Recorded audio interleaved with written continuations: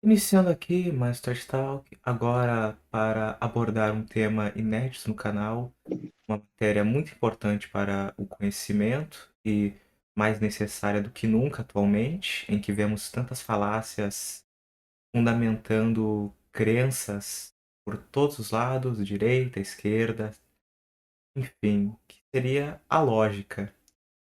E para tratar sobre esse assunto tão importante, trouxemos um convidado inédito, que seria o Vitorelli, do canal Vitorelius, que aborda em seu canal vídeos também sobre lógica. Falta muito conteúdo interessante para aqueles que desejam adquirir mais conhecimento, nós recomendamos o seu canal. E para acompanhar essa exposição, temos o já recorrente e muito agradável Luciano Takaki. E pode se apresentar, por favor, ambos. Agradeço por mais essa participação, né?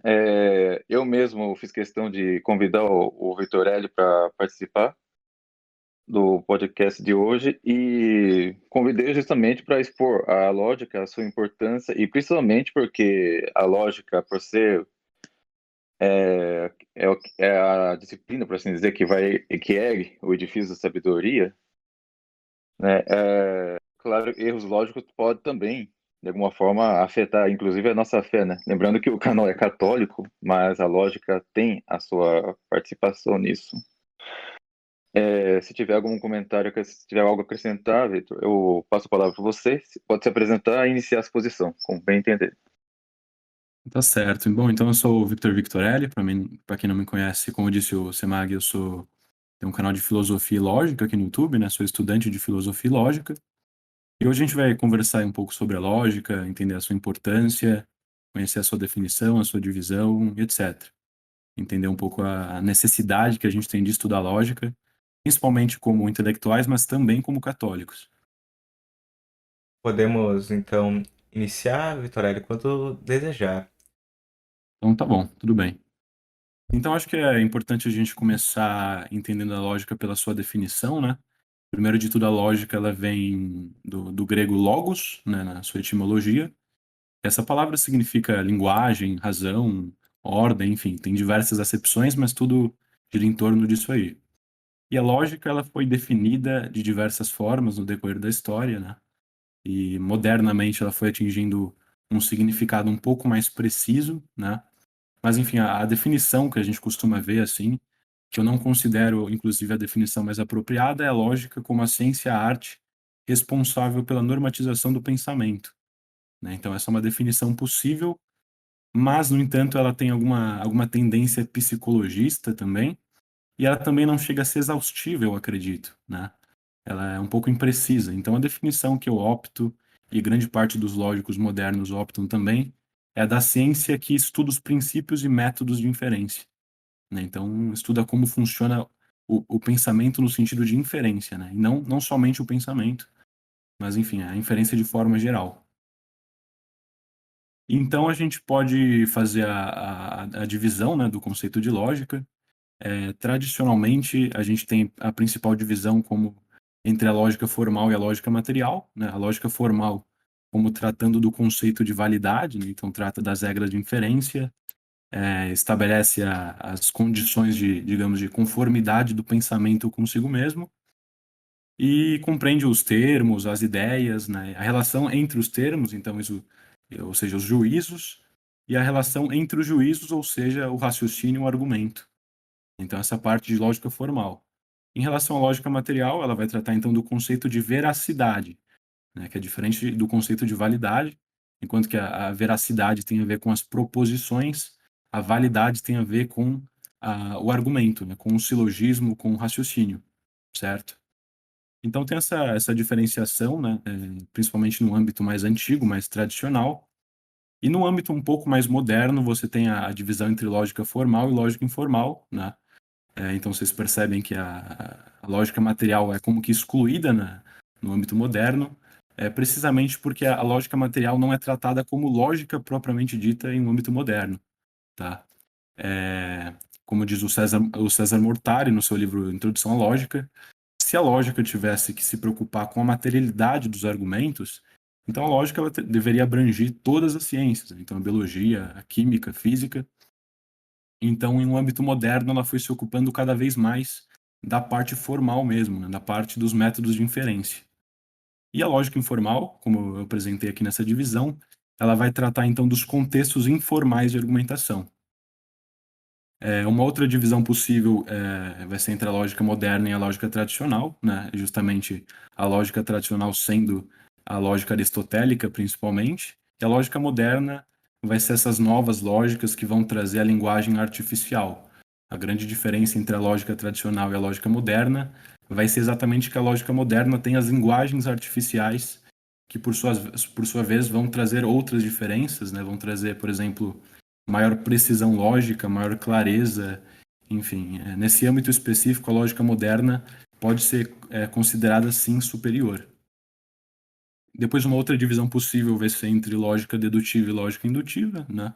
A lógica dedutiva é aquela que, no caso das premissas serem verdadeiras, a conclusão necessariamente vai ser verdadeira. E no caso da lógica indutiva, você vai ter a probabilidade, né? Então, se as premissas são verdadeiras, a conclusão provavelmente é verdadeira. Essa é a diferença entre a indução e a dedução. E a indução, inclusive, tem muito mais relação com as ciências empíricas, né? Ciências naturais, e por isso que ela foi entrando mais no âmbito da lógica, mais modernamente, né? Na Idade Média, havia essa maior preocupação com a lógica dedutiva, né? E uma penúltima, na verdade, divisão seria entre lógica clássica e lógica não clássica, né? Então, a lógica clássica, diferentemente do que muitos pensam, né? A lógica clássica não é a lógica aristotélica, não é a lógica do silogismo, né? Mas já é uma lógica moderna que usa a linguagem artificial. E a lógica não clássica é uma lógica que vai ser ou ampliativa ou desviante, né?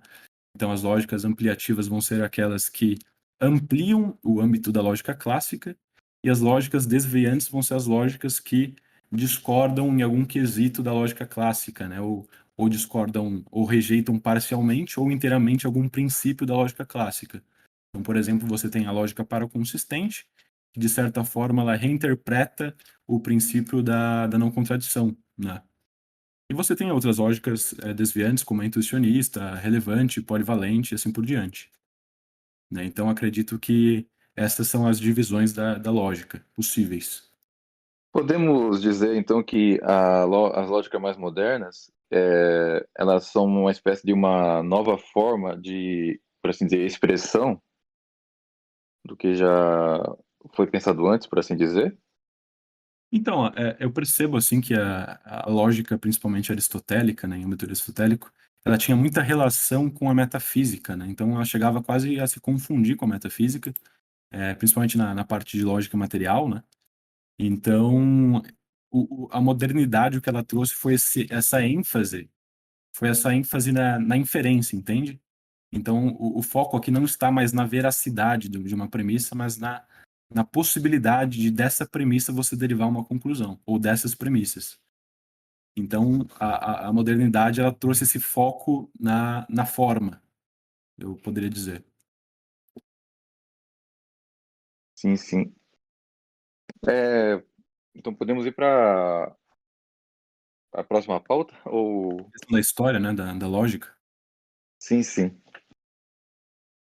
Então, muito bem, a lógica, ela começa a ter um desenvolvimento ali com Parmênides, né, principalmente. Heráclito também tratou alguma coisa ou outra, mas enfim. Tanto Parmênides quanto Heráclito, eles trouxeram algumas formulações muito básicas para a lógica, né?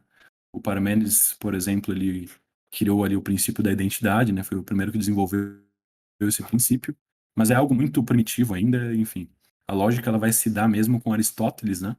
Que é chamado inclusive do pai da lógica, e principalmente nos seus analíticos anteriores e posteriores, né? Lá do Organon. E o Kant, inclusive, erroneamente, ele vai dizer na sua crítica da razão pura, né? Isso é uma curiosidade, que a lógica nasceu pronta com Aristóteles, né? Isso é uma coisa curiosa que ele vai dizer. E a gente vai ver mais para frente que ele se enganou bastante, até porque a lógica do Aristóteles ela foi muito desenvolvida mesmo na Idade Média, né? Mas também modernamente, né? Com as novas propostas de lógicas clássicas e não clássicas. Enfim, a lógica do âmbito aristotélico vai ser basicamente a teoria do silogismo, né, principalmente, vai ser tratado ali, desenvolvido nos analíticos anteriores. E o silogismo ele é um tipo particular de argumento, né? Então, ele usa proposições categóricas, né? A sua estrutura é basicamente, por exemplo, todo A é B, C é A, logo C é B, né? Ou melhor dizendo, algum C é A, logo algum C é B, né? Então, você tem mais ou menos essa estrutura que vai se repetir com algumas variações. Você pode colocar o algum como primeira premissa, o todo como segunda premissa, enfim. Mas é essa a estrutura básica do silogismo aristotélico, né? E vocês percebem que essa estrutura de lógica ela é muito limitada, né? Ela só aceita esse tipo de argumento específico, e não à toa que, enfim, com as lógicas modernas você vai conhecer novas formas de argumentar de forma quase que ilimitada, digamos assim, né? A forma como o Aristóteles determinava a validade de um silogismo, né, a lógica aristotélica, também já existia o conceito de validez, né? Que era determinado pela forma, mas existiam algumas formas de determinar a validez, que é principalmente um método de conversão, né? Então você tinha o Aristóteles, ele dizia que existiam 14 formas válidas de silogismo e tinham quatro principais, né? Que eram as quatro formas perfeitas, digamos assim, que ele chamava. E aí o método axiomático para você ver se uma forma era verdadeira, era válida, perdão, era justamente você convertendo essas formas nessas quatro formas perfeitas. E aí, se você conseguisse converter de forma bem sucedida, essa forma, então, ela era válida. Enfim, qualquer argumento, qualquer conteúdo material que você preenchesse essa forma, você necessariamente teria uma conclusão verdadeira caso as premissas também o fossem, né? E, assim, na Idade Média também foram tendo alguns acréscimos, algum trabalho para desenvolver melhor essa teoria do silogismo, mas, enfim, a gente vai ver isso daqui a pouco, né? Mantendo ainda no âmbito antigo, você vai ter a escola megárica, né, que também vai trazer alguns conhecimentos de lógica, e a lógica estoica também, né, principalmente com Crísipo, que vai formar as bases da chamada lógica proposicional, né, uma lógica já moderna, e inclusive vai formar uma grande competição assim entre os estoicos e os aristotélicos na época, justamente porque via-se como rivais nessas duas escolas, o que é um grande erro, né? E a Idade Média e a modernidade provou isso porque basicamente uniu-se essas duas lógicas em uma coisa só, de forma quase que perfeitamente harmônica, né? A lógica estoica, basicamente, ela vai ter uma novidade em relação à lógica aristotélica, que são as proposições disjuntivas, né? Então, a estrutura é basicamente ou A ou B, né? E uma grande diferença também é que o A e o B aqui nessa lógica, ela é uma proposição, né? Então, quando a gente falou lá na lógica aristotélica, o A e o B eram termos, né? Então, todo A é B. Ou, por exemplo, todo leão é um animal. É um termo. E aqui não. Ou A ou B. A gente está falando de uma proposição. Então, por exemplo, ou o céu azul ou o céu não é azul. É uma proposição que você substitui e por isso que vai formar a base da lógica proposicional, com as letras O simples. famoso sujeito e predicado, né? Isso, perfeitamente. Perfeitamente. Então, é basicamente isso, né? No âmbito antigo vai ser principalmente essas duas lógicas, essas três lógicas, e inclusive um livro que eu recomendo bastante, que é o Trivium da Irmã Miriam, de certa forma, essas duas lógicas, né? A lógica estoica e a lógica não ela exatamente vai fazer essa união, né, não é de autoria dela perfeitamente, mas ela vai tratar dessa versão atualizada da lógica aristotélica que utiliza proposições disjuntivas, proposições hipotéticas, inclusive proposições modais, né, já trazendo um conceito mais moderno, enfim, sumirem nessa época, né, terem sumido, então vão focar principalmente na lógica aristotélica e as principais contribuições que eles vão fazer vai ser na questão das formas válidas, né? Então, por exemplo, Aristóteles assumiu que existiam 15 formas válidas, né, se não me engano, ou eram 14, eu acho que eram 15. E a Idade Média, né, os autores medievais já vão dizer que não, existem 24 formas válidas, né? Eles vão descobrir isso justamente com a descoberta de uma quarta figura do silogismo, né, que eu acho que não vale a pena entrar muito aprofundadamente nessa questão, mas enfim, E os principais autores que vão contribuir, né, na Idade Média, são o Pedro Abelardo, o Santo Tomás de Aquino, o Duns Scoto, o Guilherme de Ockham, enfim, são esses principais autores, né. Depois a gente vai vir com a lógica moderna, né, que vai ser a grande novidade da lógica. Eu acho que a lógica foi uma das disciplinas que mais se desenvolveu em âmbito. Assim, hoje em dia tem muito essa coisa de você querer criticar tudo que é moderno, tudo que é novo, né? E no âmbito da lógica moderna, isso não é muito próprio, porque ela é realmente uma das disciplinas que mais se desenvolveu positivamente. Ela realmente traz contribuições assim à filosofia de forma geral, são muito significantes, né? Então ela vai ter o seu início ali com Leibniz, né, que é um filósofo e matemático, que ele vai ter a ideia de usar linguagens artificiais, né, vai ser o primeiro a ter essa ideia de usar as linguagens artificiais para a lógica, né, que ele vai chamar da língua filosófica. E ele vai formar também ali ele vai formar não, ele vai ter a ideia de criar uma forma de calcular, né, a partir dessa língua filosófica, você pode calcular se uma conclusão se depreende das premissas, né? Então ele já tem essa ideia brilhante, né, completamente uma completa novidade naquela época. Mas infelizmente ele não vai chegar a desenvolver essa ideia dele, né? Isso vai se dar depois com George Boole, né? Que ele vai trazer a sua álgebra booleana. Depois vai vir também o de Morgan e tudo mais, e eles vão ser os grandes precursores dessa tentativa de criar uma linguagem lógica. E já entendendo a linguagem lógica, ela é muito parecida com uma língua natural, inclusive, né? Ela vai ter as partes normais de uma língua, ela vai ter alfabeto, vai ter sintaxe, vai ter semântica, enfim. Então é realmente muito próximo de uma língua natural. E a tentativa, digamos assim, mais bem concretizada de você trazer a lógica para a linguagem vai ser com Frege, né? Com o seu cálculo de predicados, né? Ele vai fazer uma sistematização, uma tentativa de sistematizar o raciocínio matemático. Ele vai fazer isso no seu livro Conceitografias, se eu não me engano. E ele vai também vir com a ideia do logicismo, né? Onde ele vai tentar mostrar que a aritmética pode ser reduzida à lógica. Essa tentativa vai ser falha, como vai demonstrar depois o próprio Gödel, né, com seu teorema da incompletude, mas enfim, a contribuição do Frege é inegável na lógica moderna, né?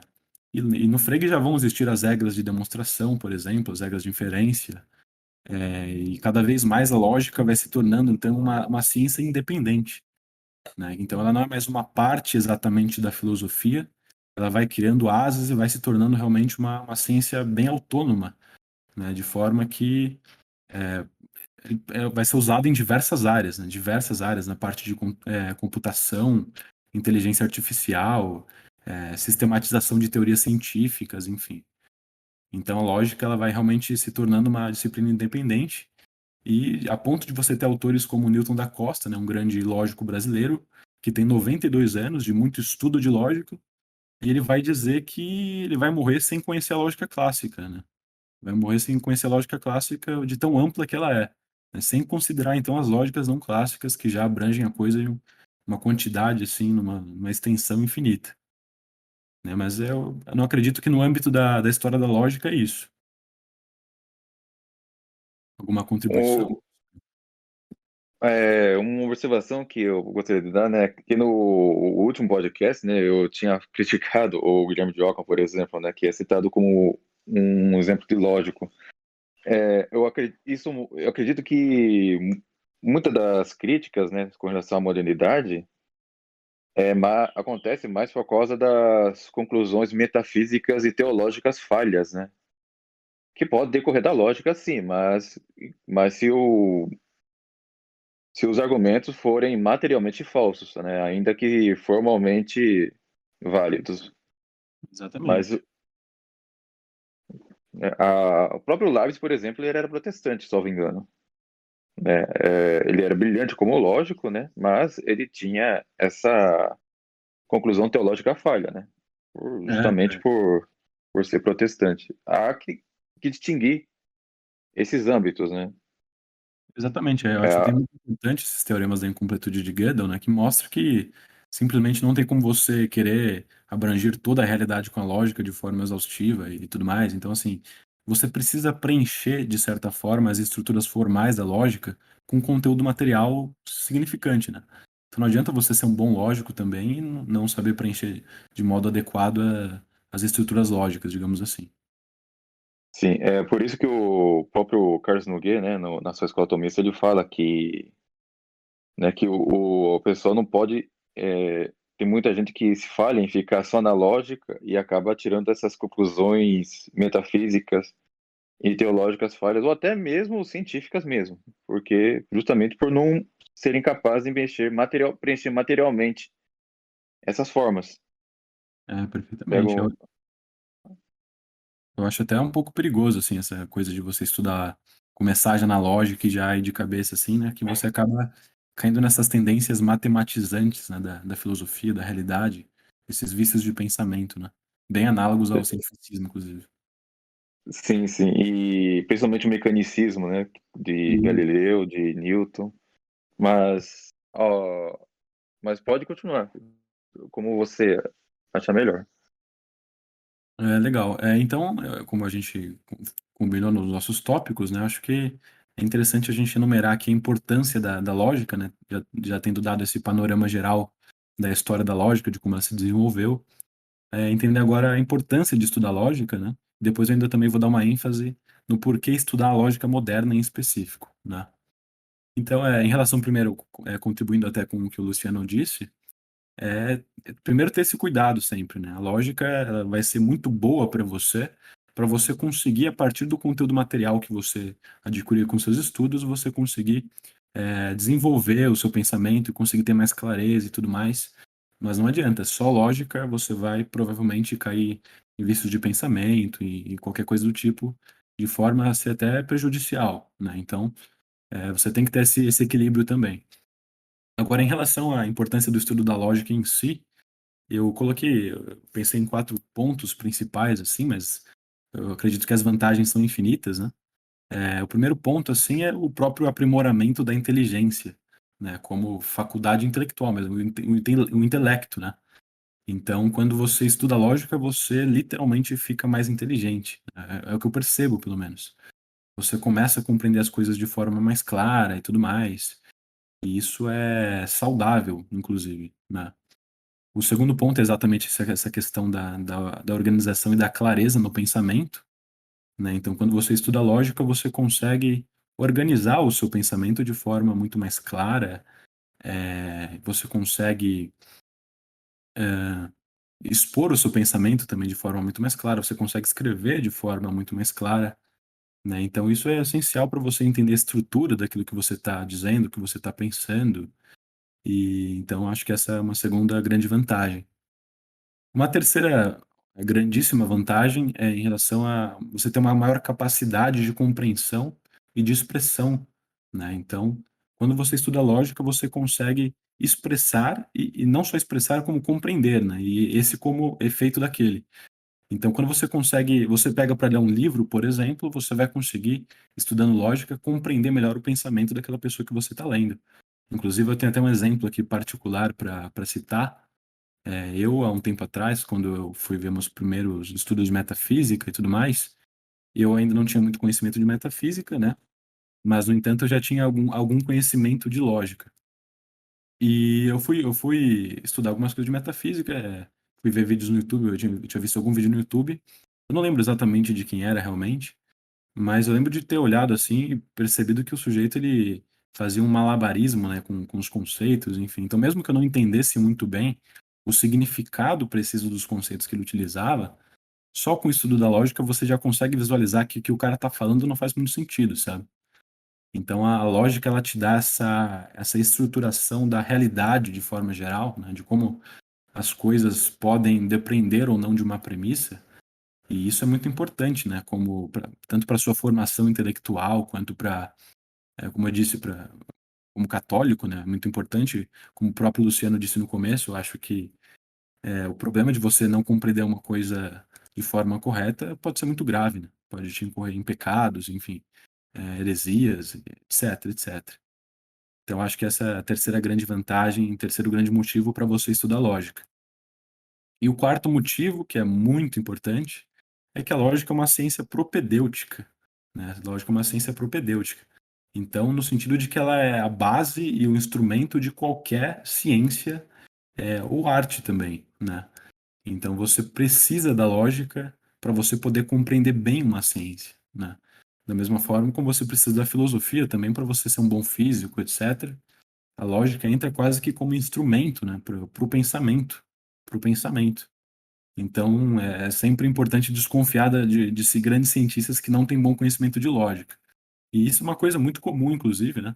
Você vê pessoas que têm um grande conhecimento, uma grande especialidade em alguma área específica e pontual, só que, no entanto, por não ter um conhecimento de lógica, você percebe que essa pessoa chega a conclusões absurdas, que mesmo estando dentro do âmbito da sua própria especialidade e área, ela acaba falando besteira, né? Porque não compreende a lógica, não tem uma boa formação lógica.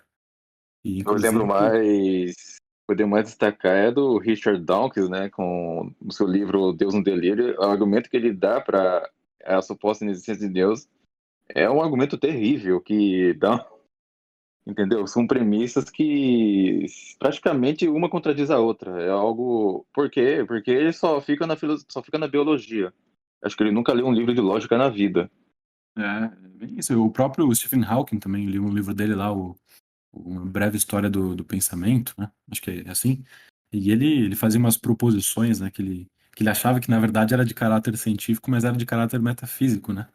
As teorias dele sobre a origem do universo, a teoria do universo circular.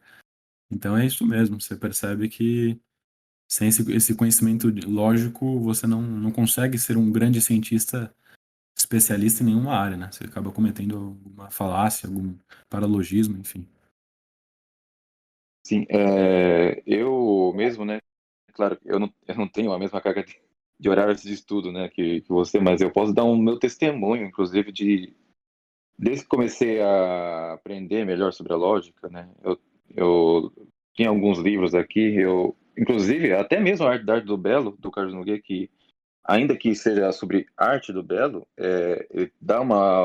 ele de alguma forma consegue dar uma boa introdução à lógica. Só de aprender as noções mais básicas mesmo de lógica, a gente já começa a perceber melhor os erros de, por exemplo, certos comentaristas, né? Aí quando pessoas que, por exemplo, vem que uma certa pessoa que comenta televisão parece inteligente, parece que culta, mas com um pouco de estudo lógico você vê que a pessoa na verdade é uma jumenta. É pura retórica, né? É um malabarismo, assim, É, isso. é, entendeu? Né? E a gente acaba perdendo vontade, a gente automaticamente já começa a perder vontade de ver certos programas nocivos, né? Certos YouTubers, porque a gente começa a perceber os erros. É isso mesmo. É, Eu acho que a lógica, para isso, assim, pro jovem incauto, né, o jovem que está sempre correndo perigo, ela pode ser tanto um aliado, né, nesse sentido de você se prevenir nessas grandes falácias desses tidos como especialistas, diplomados e tudo mais. Então, previne o jovem, né, de não cair nesses contos da carochinha, mas também tem o perigo do logicismo e essas maluquices também, né? Mas sem dúvidas é um componente essencial da formação, tanto é que no programa das sete artes liberais a lógica era ali um dos primeiros passos, né, junto com a gramática e com a retórica, e também na ordem das disciplinas do São Tomás de Aquino também estava lá a lógica como o segundo passo, se eu não me engano, né, o segundo degrau. Então é um componente essencial da formação intelectual. salvo engano, na ordem das disciplinas, a lógica vem logo depois da gramática. Isso mesmo. Nossa. Ah, e a gramática, ela é subordinada à lógica, né? Exatamente. Assim, nesse âmbito mais antigo, principalmente, a gramática entrava, né, como subordinada à lógica. Aí, nesse âmbito mais moderno, da lógica sendo essa ciência um pouco mais fria, né, quase como a matemática, né, hoje a lógica moderna é vista dessa forma. Aí, meio que essa conciliação já não é possível. Mas que há uma forte relação, com certeza há, né, afinal, as duas são linguagens, né? A gramática trata da língua natural e a lógica moderna trata das linguagens artificiais. Então é uma relação muito forte. Inclusive aquele livro do Carlos Nogueira, que eu li, o Suma Gramatical, não sei se você já chegou a ler, Luciano. Eu tenho ela aqui. É um ótimo livro. Eu. Sim, sim. É... Sim, é perfeito para comer. Graças a Deus nós temos esses autores, né, que são sensatos para nos guiar, né? Porque eu eu não sei como está a situação educacional no Brasil hoje, né? Mas a lógica é uma disciplina que não faz parte, né, da grade de Infelizmente. estudos. Infelizmente. E isso explica por que que a gente, quando, por exemplo, entra basta entrar em qualquer site de notícia aleatório, vai lá nos comentários de qualquer notícia e você vê um show de horrores nos comentários ali, porque pessoas que não conseguem raciocinar coisa com coisa. Tem gente que consegue fazer comentário político e uma notícia de desastre natural, por exemplo. É. Vocês Exatamente. conseguem fazer essa ligação. Exatamente. Inclusive, eu acharia muito interessante, né, a inclusão da lógica nas grades curriculares dos colégios. Eu acho isso uma coisa fundamentalíssima, assim. Fundamentalíssima. Ou então homeschooling, né? Homeschooling com estudo de lógica, que já é muito importante. Sim. Mas Então então. podemos. Oi, pode falar. Pode falar, eu que interrompi. Não, então, só ia comentar em relação a esse livro do Carlos Nogueira, na Suma Gramatical. Ele é faz uma ótima dupla, digamos assim, com o Trivium, né, da irmã Mira Joseph. O Trivium, ele dá essa ênfase na parte da lógica, né? E o e trata também da gramática, apesar da ênfase na lógica. E a Suma Gramatical trata da gramática, mas também acaba tratando da lógica, né? Porque, é, como diz já o subtítulo do livro, né? Suma Gramatical, gramática geral e avançada, né? Então tem a gramática geral. A gramática geral tem muita relação com a lógica. Então acho que esses dois livros, da irmã Mira Joseph e do Carlos Nogueira, são bons inícios, assim. Bons inícios para o estudante. Para ter essa formação básica e suprir essa carência que as escolas hoje em dia, infelizmente, não suprem. Uma coisa, Vitor, esqueci de comentar, inclusive, né? Que era para ter comentado quando você falou da definição da lógica. O, eu tenho aqui da Arthur Belo aqui, tem uma parte aqui que o Carlos Nogueira ele cita a definição de lógica segundo o Padre Caldeirão, né? Que ele define a lógica como a arte diretiva do ato mesmo da razão, segundo as regras da universalidade, para que o homem alcance a ciência ordenadamente, facilmente e sem erro. É o. Oi? Não, é uma definição bem interessante. Eu acho bem interessante. Livra um pouco das Sim, tendências psicológicas, né, psicologistas da outra, mas, né, mantém um pouco ainda esse aspecto da ciência das inferências também. Então, também é uma sim, sim. definição interessante, principalmente nesse âmbito mais tradicional. Sim, sim. Eu, inclusive, acho que a lógica também, ela dá essa ênfase também na questão das definições, né? Que eu acho interessante. É importante isso, né? O, porque principalmente quando nos debates, né? Nos debates, por exemplo, eu vejo muita gente que fica discutindo certos temas e eles não entram no mais importante, que é tipo, o que vocês estão discutindo? É. É aquela Eu coisa, né? já, Grande parte das discussões hoje em dia são linguísticas, né? São problemas linguísticos. Grande parte dos problemas filosóficos são problemas linguísticos. Exatamente. sim, uma vez eu lembro que uma vez que eu estava discutindo quando o Google Plus ainda existia, então é um negócio meio antigo. Eu estava discutindo com um ateu que estava falando de ciência para lá, ciência para cá, e eu perguntei para ele o que era ciência. Só fiz a pergunta. E ele, ele ficou com raiva, ele perguntou, né, se eu não sabia. Ele perguntou para mim, né, você acha que eu não sei? Eu falei, né, sim, por isso que eu estou perguntando. E ele me bloqueou depois. Mas mas isso mostra que se ele soubesse mesmo, ele não se irritaria com a pergunta, sinceramente. Com certeza. É que as pessoas criam uma relação emocional, né, com os termos. Inclusive, essa contaminação da linguagem faz parte dos processos básicos da ideologia, né? Como já fala o Eric Wegelin, por exemplo. Então, O- você criar relações afetivas com os termos, né? Então, o termo liberdade, o termo igualdade, o termo ciência, e aí você já quer, é, tá bom, me define o que que é ciência. O cara já vai te chamar de negacionista, sei lá. Então é uma relação afetiva mesmo com as coisas. Sim, ou vai achar que a ciência para mim é isso, para você é outra coisa. É Adoro cair essa nesse palavra.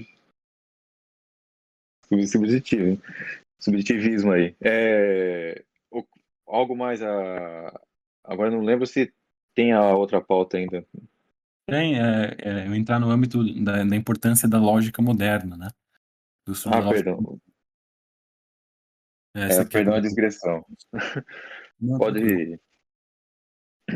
tranquilo. Então, em relação à lógica moderna, eu percebo, assim, principalmente entre os jovens tomistas, os jovens que querem estudar filosofia, principalmente entre os católicos, né?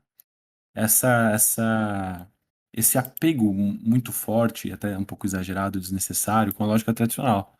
Sem dúvidas, o próprio César Mortari, no seu livro Introdução à Lógica, ele admite a genialidade de Aristóteles, né? E mesmo dos escolásticos em aprimorar a ciência lógica. Então, isso é inegável, sabe? A contribuição filosófica de Aristóteles, perdão, lógica, de Aristóteles é grandíssima, né? Enorme.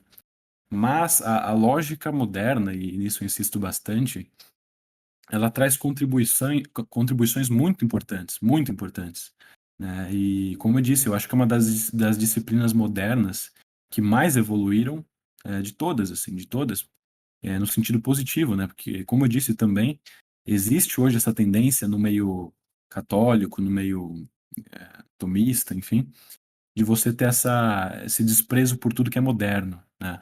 E a lógica moderna, ela trouxe muitas contribuições, né? E você vê surgindo aí grandes nomes que tentam relacionar essas duas coisas. Eu mesmo cito aqui dois que me vem à cabeça aqui agora.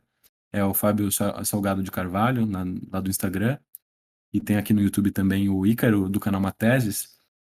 Eles são filósofos que seguem essa linhagem escolástica, tomista e tudo mais, e estão se inteirando muito bem, né? Não se inteirando como são especialistas, aliás, da lógica moderna, né? Então é perfeitamente conciliável, não só conciliável, como desejável que se estude a lógica moderna, né? Ela traz Até grandes porque, soluções. Oi. até porque o grande problema da modernidade está mais no âmbito metafísico e teológico, né? Que ali sim, tem muitas conclusões bizarras, né? Que Exatamente. deram origem à ideologia de gênero, né? Coisa que eu não sei qual a contribuição de Kant para a lógica, né? Mas para a metafísica ele foi um desastre. Então. Pra, então mas acho que justamente por causa disso, né? Pode continuar. É que a exatidão, né? A exatidão da lógica, das matemáticas, dessas áreas, impede esses relativismos, né? Essa galera. Por isso que eu acho que em âmbito moderno é quase como se fosse, não sei se inevitável, mas assim, é um pouco difícil você querer relativizar a lógica, né? Então meio que deixa sem espaço para essas regressões que aconteceram em todas as outras áreas, menos nessas, né? Ou em grande maioria das outras áreas. Mas enfim, por isso que eu ressalto a importância de estudar lógica moderna, né, para a formação intelectual. E agora que eu já enumerei as vantagens de estudar lógica, eu gostaria de explicar por que eu acho que é bom, né, recomendável que vocês, assim, eu digo assim, estudantes em geral, estudem lógica tradicional também, é claro, mas também conheçam a lógica moderna e por que isso é fundamental na formação intelectual, né? Então, eu acho que o primeiro motivo para você estudar lógica moderna é que a lógica tradicional ela está submetida a limitações da linguagem natural, né? Então, esse é um primeiro obstáculo grande da lógica tradicional, né? A linguagem natural ela é dúbia, tem uma natureza polissêmica, ambígua, então isso complica, né? E essa polissemia é a última coisa que você busca numa lógica, numa teoria lógica, né? Então esse fator da linguagem natural é um grande empecilho para a compreensão lógica clara e precisa, enfim. Então essa é uma desvantagem que já tem lógica tradicional em relação à moderna. Uma outra questão é que ela é, ela está submetida, digamos assim, ao silogismo, né? A lógica aristotélica é justamente a teoria do silogismo. Então, e o silogismo é um tipo de argumento muito limitado, né? Muito limitado. Você tem ali só duas premissas de proposições categóricas, apesar de, como eu disse, né, os lógicos posteriores acrescentaram a teoria do silogismo, deram uma refinada nele, acrescentaram, por exemplo, as proposições hipotéticas, disjuntivas, acrescentaram inclusive noções modais, né? Então você tem o necessário e o contingente já dentro da teoria do silogismo. Então tem sim atualizações muito pertinentes dentro da teoria do silogismo, mas ainda assim você tem essa limitação intrínseca porque o silogismo é uma estrutura muito fixa e muito limitada, né? Então isso acaba sendo prejudicial, até mesmo porque você acaba criando uma tendência de querer é, reduzir toda forma de raciocínio ao silogismo, né? O raciocínio silogístico, que por sua vez é uma estrutura muito limitada. Um terceiro ponto que eu acho que coloca a lógica tradicional um pouco atrás é que a lógica tradicional ela tem erros incorrigíveis, tá? Essa é a verdade. Tem algumas correções que a lógica moderna trouxe à lógica tradicional, que são muito importantes e justamente nos apontaram, nos denunciaram esses erros que existiam na lógica tradicional, né? Que também, como eu já disse, de forma alguma você vai acusar Aristóteles, né? Aristóteles, ele quase que do zero fundou uma lógica muito completa e, enfim, muito interessante, mas é inevitável, né? E acabou cometendo alguns erros na sua teoria lógica. Eu vou contar, eu enumerar aqui alguns erros principais, né? Mas, por exemplo, as proposições chamadas totais, né, ou universais na lógica tradicional, elas foram corrigidas, né, na lógica moderna, porque elas já não possuem conteúdo existencial. Então, por exemplo, quando a gente fala todo ladrão é passível de punição, né? Essa proposição ela não tem conteúdo existencial, né? Suponhamos um cenário, por exemplo, onde não existam ladrões. Essa proposição ela não vai passar a ser falsa por causa disso, sabe? Então, exatamente essa é uma correção moderna que aconteceu, que o quantificador universal, ou seja, o todo, essa palavra todo, ela passou a não ter mais uma significação de conteúdo existencial. Então, é possível você falar todo ladrão é passível de punição sem existir ladrão e essa proposição ser verdadeira, né? Meus companheiros aí, meus amigos, eles comentaram sobre a afirmação todo unicórnio tem chifre, né? E isso supostamente na lógica, perdão, na lógica tradicional, isso acarretaria problemas na noção de verdade ontológica, né? Porque não existem unicórnios. Então a proposição na lógica tradicional, todo unicórnio tem chifre, não poderia ser uma proposição verdadeira. O entendimento que se tem tradicionalmente das afirmações das afirmações universais, né? E na verdade não acarreta problemas. A questão é que se entendeu de forma errada o que é uma proposição universal, né? E uma proposição total ou universal. Então a lógica moderna ela vai trazer essa correção, essa nova forma de se interpretar as proposições universais, que é justamente a seguinte: para todo x, se x é um unicórnio, então x tem chifre. Essa é a nova interpretação das proposições universais, e percebam que o quantificador, né, todo x, ele se refere a todo domínio, todo universo de discurso, mas, no entanto, nessa mesma proposição você introduz uma condicional, ou seja, se x é um unicórnio. Então, quando você introduz uma condicional, você já não tem essa implicação de conteúdo existencial, né? Isso que é o mais interessante. Então, você pode afirmar que todo unicórnio tem chifre, essa proposição pode ser verdadeira, e, no entanto, não existe nenhum unicórnio. né? Então você não cria mais conflitos com a noção de verdade ontológica, justamente por essa reinterpretação das proposições universais que se deu na lógica moderna, né? Isso é um problema que existia na lógica tradicional, que foi corrigido, mas existem alguns outros que eu vou enumerar aqui rapidamente.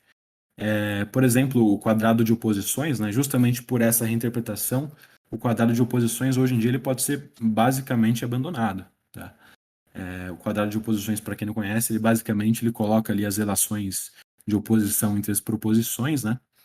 E ali Aristóteles ele coloca 4 oposições possíveis, que é as proposições subcontrárias, as contrárias, as subalternas e as contraditórias, né? São as 4 formas de oposição.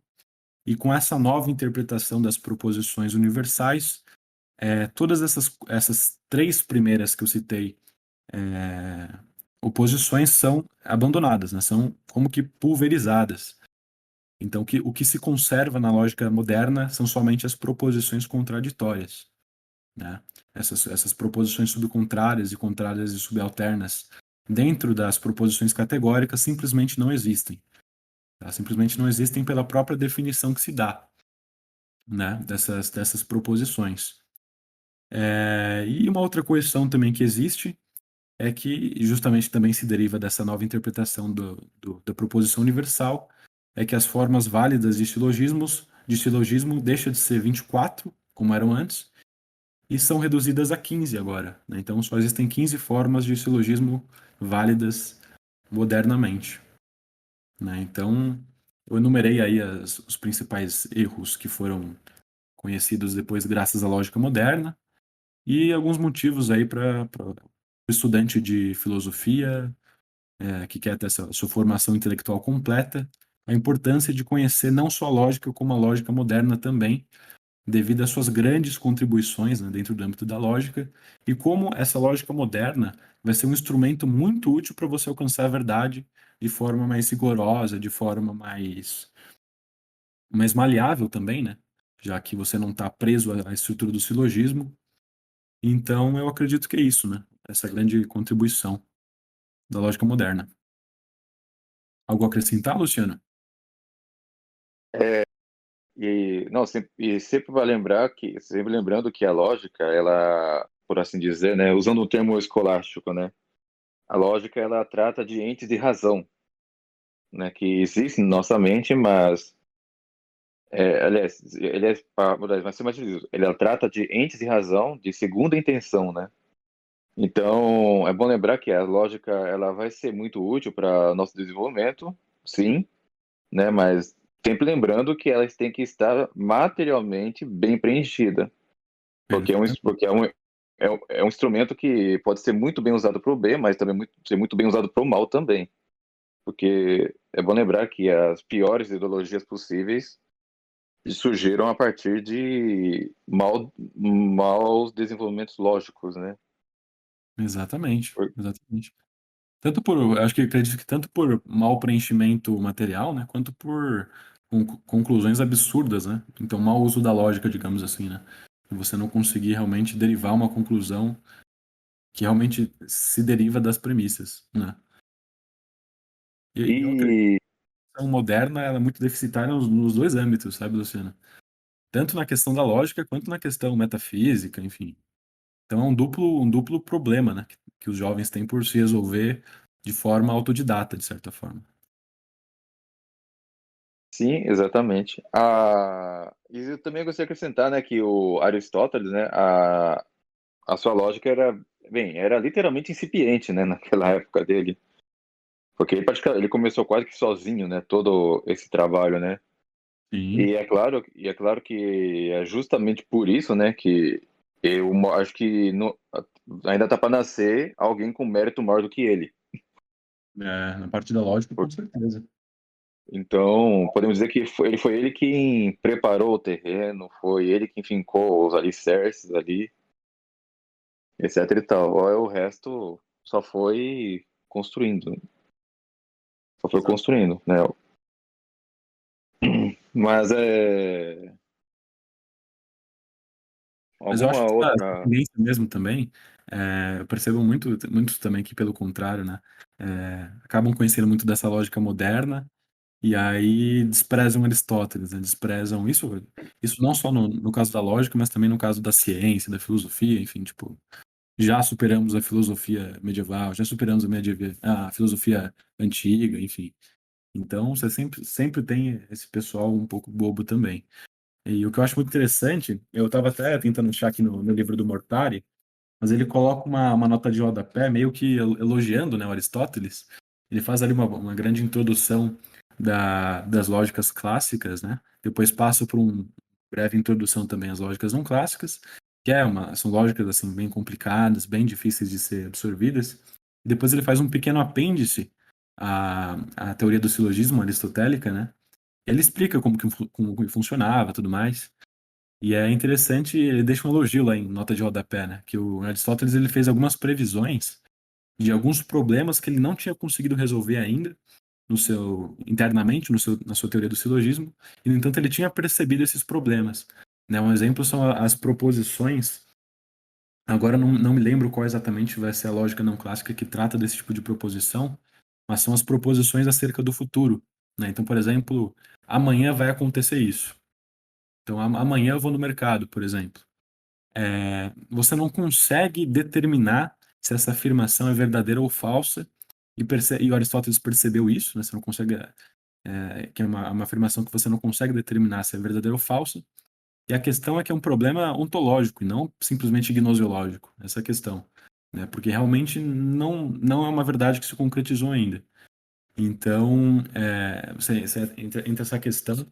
Mas, enfim, era só para comentar mesmo que o próprio Mortari, um grande lógico, um grande conhecimento de lógica moderna, ele não deixa de reconhecer os méritos do Aristóteles, e com certeza é muito bem, muito corretamente nomeado como o pai da lógica, que, como eu disse no começo, o Luciano também confirmou agora, ele tirou a lógica basicamente do zero, né? O que você tinha ali de Parmênides era muito pouco.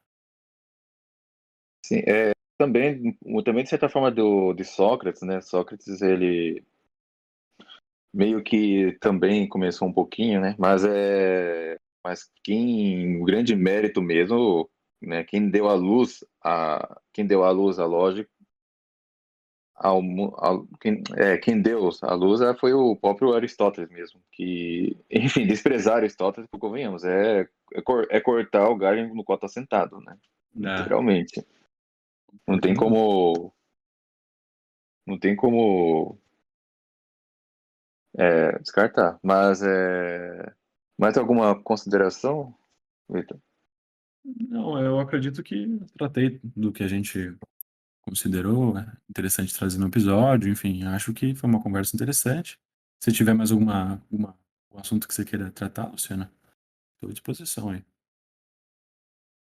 Perfeito. Não, Mas é. por exemplo, poderíamos citar como um lógico primitivo Zenão, que tentou defender através de paradoxos a teoria, acho que de Heráclito, da não existência do ser.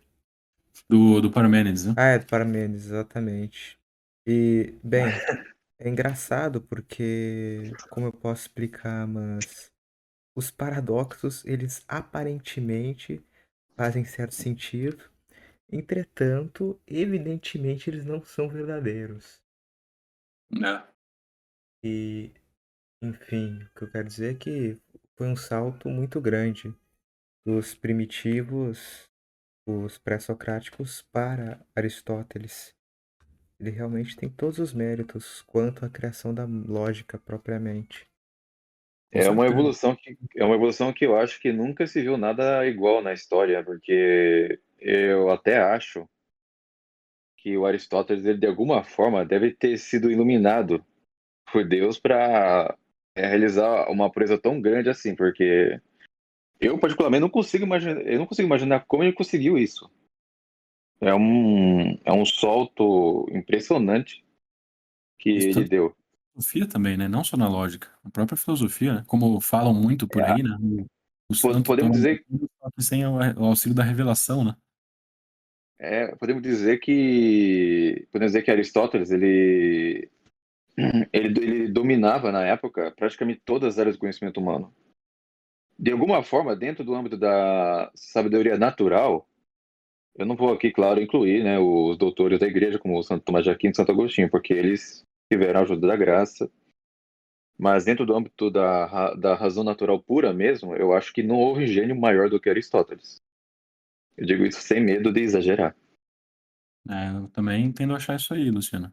Realmente, a É parte de física, tudo, né? ina- in- Se desenvolveu. inigualável. É isso mesmo. Inigualável. E veja que ele fundou a lógica, a própria metafísica, etc. Os, os primeiros apóstolos, eles foram até a Grécia, inclusive, graças a Aristóteles, de alguma forma, a Grécia foi o primeiro lugar, aquela região da Grécia, né? Parte da Turquia, parte dos Balcãs, ele foi a região mais bem preparada para receber a revelação, né? Porque graças ao desenvolvimento da sabedoria natural humana ali naquela região, que aprenderam melhor a revelação do que os outros povos. Mas enfim, e claro, né? E quando a gente vê, sempre tem a lógica sempre ajudando ali. Porque é como eu disse, né? É ela quem estrutura, ela é como se fosse um guindaste, né? Que ergue toda a estrutura da sabedoria humana. Agora, a pessoa tentar fazer isso sem isso da lógica, podemos fazer até uma analogia com as palavras de Cristo, né? É mais ou menos alguém que tenta construir a casa em cima da areia. Podemos dizer que Perfeitamente. né? Não sei se a analogia foi válida, mas eu acredito que foi didática. Mas é isso. Acho que podemos encerrar, Semana. Mais alguma palavra, Victor? Não, isso aí. Então, muito obrigado, Vitorelli. Muito obrigado, Luciano, por terem vindo aqui trazer uma luz a um tema tão interessante e tão importante aos nossos dias, como bem demonstraram. E muito obrigado a todos que ouviram até agora e até a próxima.